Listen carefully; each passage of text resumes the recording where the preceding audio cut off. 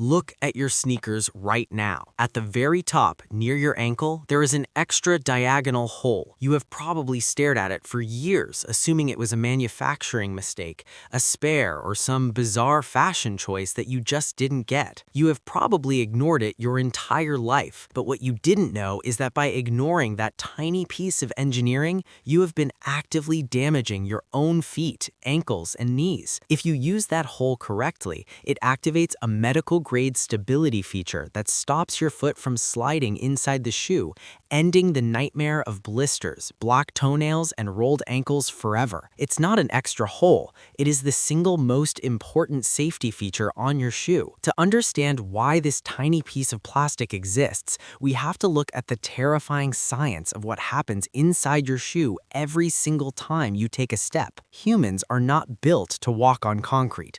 When we walk or run on hard surfaces, our feet are subjected to brutal, repeated impacts. The traditional model of a sneaker is designed to absorb that impact with foam and rubber. But engineers quickly discovered that cushion is only half the battle. The real danger isn't the impact, it's the friction. When you take a step and your foot hits the ground, it does not sit still inside the shoe. In that split second, the calcaneus, the massive bone that forms your heel, is subjected to immense gravitational force. If your heel is not perfectly locked into the back of the sneaker, that force has to go somewhere. It pushes the rest of your foot forward, ramming your toes into the hard front of the shoe. It is a low-speed car crash happening inside your sneaker over and over again every single time you take a step. This constant, violent forward and backward sliding creates friction. Friction is heat, and heat kills human skin. This is the origin of the blister. The blister is not an injury from a bad shoe. It is a heat burn caused by your skin rubbing aggressively against the fabric of the sock and the internal lining of the sneaker. The constant ramming also compresses the small bones in your toes, causing bruised and black toenails, which is a common and agonizing injury for runners and walkers. Worst of all, if your heel is not secure, it means your ankle is not secure. A floating heel creates an incredibly unstable base, which is why a minor misstep on uneven ground can cause your ankle to roll, leading to a dangerous sprain that can sideline you for months. Sneaker manufacturers realized they had a fundamental problem.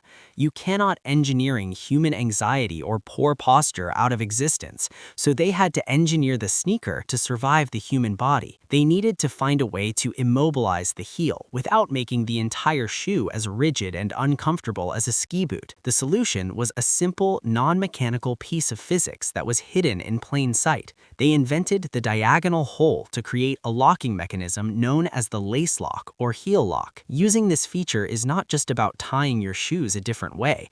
It is a brilliant piece of biomechanical engineering that fundamentally changes the geometry of the entire shoe. Here is the precise physics of how it works. When you lace your shoes normally, you cross the laces, creating even tension down the center of the foot.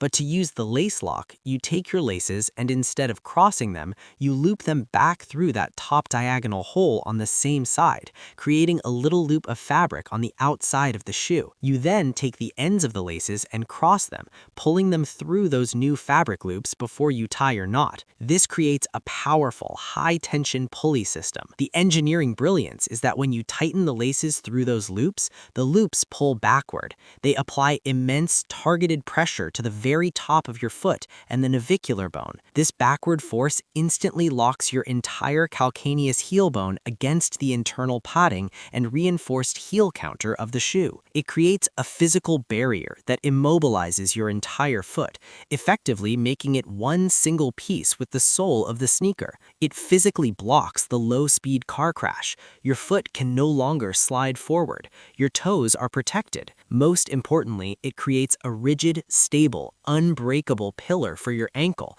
dramatically reducing the risk of a sprain. We live in a world where we spend hundreds of dollars on fancy gadgets and high-tech gear, completely oblivious to the miraculous physics keeping us safe. Your sneakers are covered in invisible safety features, designed by brilliant engineers who analyze exactly how you walk, how you run, and where you are most likely to fail. They aren't just trying to sell you a brand, they are trying to sell you stability. So tonight, when you go to put your shoes on, don't ignore that tiny diagonal hole. Don't assume it is extra. Use it. Let it do its job.